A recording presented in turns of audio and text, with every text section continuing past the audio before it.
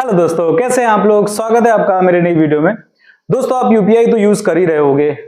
भारत में लगभग हर वो इंसान जिसके पास स्मार्टफोन है वो यूपीआई यूज करता है। लेकिन अभी कुछ दिनों से यूपीआई में बहुत सारी प्रॉब्लम्स आ रही हैं।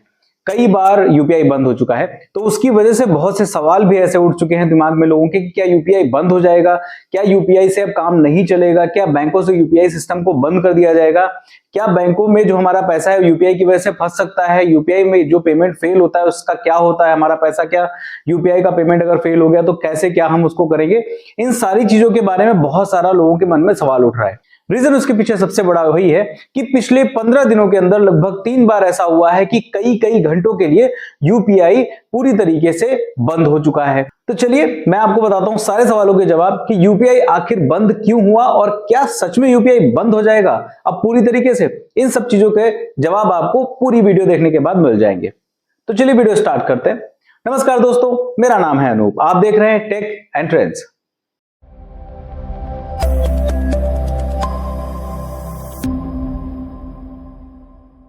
दोस्तों देखिए, सबसे बड़ा सवाल जो लोगों के दिमाग में आ रहा है, क्या यूपीआई सच में सेफ है, क्या यूपीआई बंद तो नहीं हो जाएगा परमानेंटली। क्योंकि बहुत से लोग तो ऐसे हैं जो सिर्फ और सिर्फ यूपीआई पे ही आश्रित हो चुके हैं, उनके पास और कोई ऑप्शन ही नहीं है, वो कैश चलते ही नहीं लेकर के। और न जाने कितने सारे ऐसे लोग हैं जो एटीएम तक नहीं जाते हैं पैसे निकालने के लिए, उनको यूपीआई से ही सारा उनका काम चल जाता है। और यूपीआई से काम चले भी क्यों ना, क्योंकि जब से 2016 से यूपीआई को यहां पे इंडिया में लॉन्च किया गया है, तब से इतना ज्यादा ट्रांजैक्शंस हो रहे हैं इससे कि लोग यूपीआई पर ही पूरी तरीके से आश्रित हो चुके हैं। अगर बात करें यूपीआई की, तो हर 1 घंटे में भारत में लगभग 12 करोड़ से भी ज्यादा का ट्रांजैक्शन सिर्फ यूपीआई पेमेंट के थ्रू हो जाता है। लेकिन जब 12 अप्रैल को ये पेमेंट अटका तो लोगों को बहुत ज्यादा डर लगा, क्योंकि ये तीसरी बार ऐसा हुआ था पिछले 15 दिनों में कि यूपीआई का पेमेंट 3 से 4 घंटे के लिए अटक गया लोगों का। यूपीआई पूरी तरीके से काम करना यूपीआई ने बंद कर दिया। चाहे आप पेटीएम की बात कर लो, चाहे फोन पे की बात कर लो, या फिर आप गूगल पे की बात कर लो, किसी भी टाइप के यूपीआई ऐप की बात कर लो, सब में पेमेंट अटक चुका था। चाहे जो भी बैंक हो, हर किसी का यूपीआई पेमेंट अटक चुका था। अब ये हुआ क्यों, चलिए उस पर बात करते हैं। देखिए, पिछले 15 दिनों में 3 बार यूपीआई का पेमेंट अटका है। जो सबसे पहला पेमेंट अटका था वो था 26 मार्च को, सबसे पहला 2 से 3 घंटे के लिए वो अटका। फिर उसके बाद 2 अप्रैल को एक बार और पेमेंट अटका, लोगों के पेमेंट फेल हुए, और सबसे ज्यादा टाइम के लिए अटका 12 अप्रैल को। 12 अप्रैल को लगभग 5 से 6 घंटे के लिए लगातार यूपीआई दिन में बंद हो चुका था, और लोग जहां पे फंसे थे वही फंसे रह गए। बहुत से लोग बार बार के वहां गए, उन्होंने बाल कटवाया और फिर उसके बाद पेमेंट नहीं उनका सक्सेसफुल हुआ तो बेचारे बैठे हुए वहां पे। बहुत से लोगों ने पेट्रोल डलाया तो वहां पर उनका पेमेंट सक्सेसफुल नहीं हुआ तो वहां पे वो अटक गए। बहुत से लोग मार्केट में गए, कुछ खाना खाया, फिर उसके बाद रेस्टोरेंट में ही अटक गए, क्योंकि उनको पेमेंट देना था और उनके पास कैश नहीं, वो यूपीआई के ही भरोसे थे पूरी तरीके से। अगर हम बात करें ओवरऑल एक दिन में यूपीआई के ट्रांजैक्शन की, तो लगभग 80,000 करोड़ से भी ज्यादा का ट्रांजैक्शन यूपीआई के द्वारा होता है। अब लोग इतना ज्यादा आश्रित हैं इसके ऊपर। अब ये चीज जब फंस रही तो लोगों के अंदर सवाल भी उठ रहे हैं ऐसे। अब उन सवालों के जवाब एनपीसीआई के द्वारा दिए गए। एनपीसीआई एक ऐसी संस्था है जो कि इस यूपीआई के पूरे ट्रांजैक्शन को कंट्रोल करती है। अब यहां पे एनपीसीआई के द्वारा 2-3 रीजंस बताए गए कि पेमेंट क्यों सक्सेसफुल नहीं हो पाया, उसके पीछे 2-3 रीजन बताए गए, वो मैं आपको फटाफट से बता देता हूं। आप भी बताइएगा कि क्या इनमें से कोई भी रीजन आपको वैलिड लग रहा है यूपीआई का पेमेंट फेल होने की वजह से। आप मुझे कमेंट करके जरूर बताइएगा। जिसमें एनपीसीआई ने सबसे पहला जो रीजन बताया वो रीजन था, वेबसाइट पे आईपीएल की वजह से इतना ज्यादा ओवरलोड हो गया यूपीआई के कि लोग इतना ज्यादा ट्रांजैक्शन आईपीएल की वजह से कर रहे थे, क्योंकि जो बेटिंग एप्स है ना बहुत सारी इस समय बहुत ज्यादा एक्टिव हो जाती है जब आईपीएल चलता है। तो इतना ज्यादा लोग ट्रांजैक्शंस उसमें कर रहे थे कि यूपीआई की जो वेबसाइट है उसका सर्वर उस पर इतना ज्यादा लोड हो गया कि पेमेंट ही सक्सेसफुल होना बंद हो गई लोगों की। जो सबसे पहला रीजन बताया गया एनपीसीआई के द्वारा।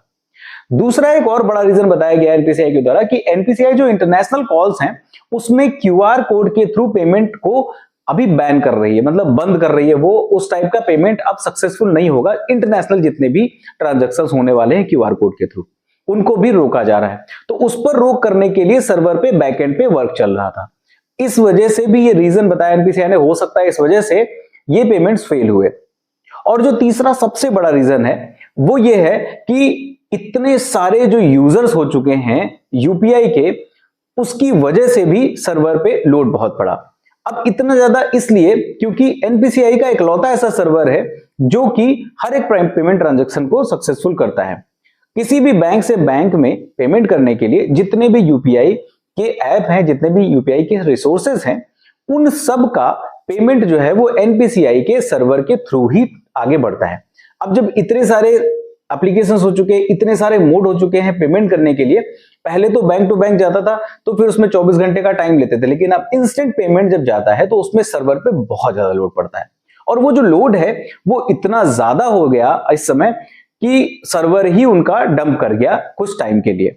इतना ज्यादा यूपीआई यूज किया जा रहा है कि एनपीसीआई का सर्वर भी डाउन होने लगा है, और एनपीसीआई इसको लेकर के बहुत ज्यादा चिंतित भी है और वो आगे आने वाले टाइम पे सर्वर को इधर उधर स्विच करने के बारे में भी सोच रहा है।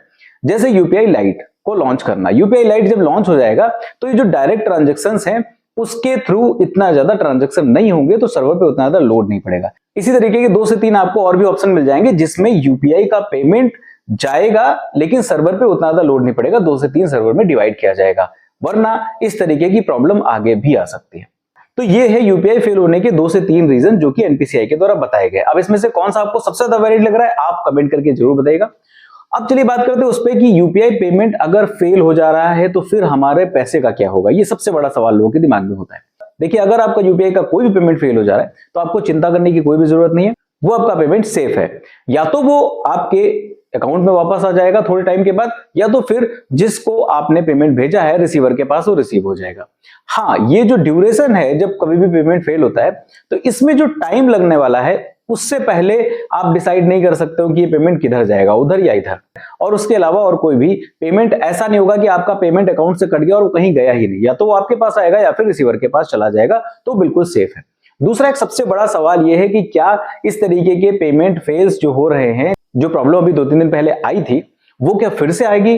तो इस पर एनपीसीआई का कहना है कि हो सकता है अभी 1-2 बार और आ जाए, क्योंकि अभी तक सर्वर पे उतना ज्यादा लोड है कि सर्वर को हम शिफ्ट नहीं कर पाए हैं पूरी तरीके से, और जो सर्वर पे बैकएंड पे जो क्यूआर कोड इंटरनेशनल जो रोकने का पूरा प्रोसेस चल रहा है वो अभी चल रहा है। तो हो सकता है कि 1-2 बार आपको इस तरीके की प्रॉब्लम फेस करनी पड़े।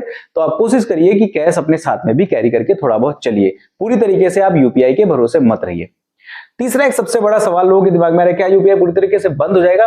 तो ऐसा बिल्कुल भी नहीं कि यूपीआई पूरी तरीके से बंद हो जाएगा, क्योंकि अगर आपको जानकारी हो तो जब से 2016 से यूपीआई को शुरू किया गया है, यूपीआई पूरे वर्ल्ड में अपने इंडिया की जो यूपीआई पेमेंट का जो ऑप्शन है वो इतना ज्यादा फेमस हुआ, इतना ज्यादा सराहा गया है कि बहुत सारे देशों ने भी इसको अपनाया है, और ये सबसे ज्यादा सिक्योर, सबसे ज्यादा फास्ट, सबसे ज्यादा सेफ पेमेंट मोड माना जा रहा है इस समय। और कैशलेस और डिजिटल इंडिया को बनाने के पीछे सबसे बड़ा रीजन यूपीआई पेमेंट्स रहा है। तो इसलिए यूपीआई पेमेंट कभी बंद नहीं होगा। हाँ, थोड़े बहुत सर्वर में जो इस समय इश्यूज आ रहे हैं उनको सही करने में थोड़ा बहुत टाइम लग सकता है, लेकिन ये बंद कभी नहीं होगा, आप इसके लिए बिल्कुल निश्चिंत रहिए।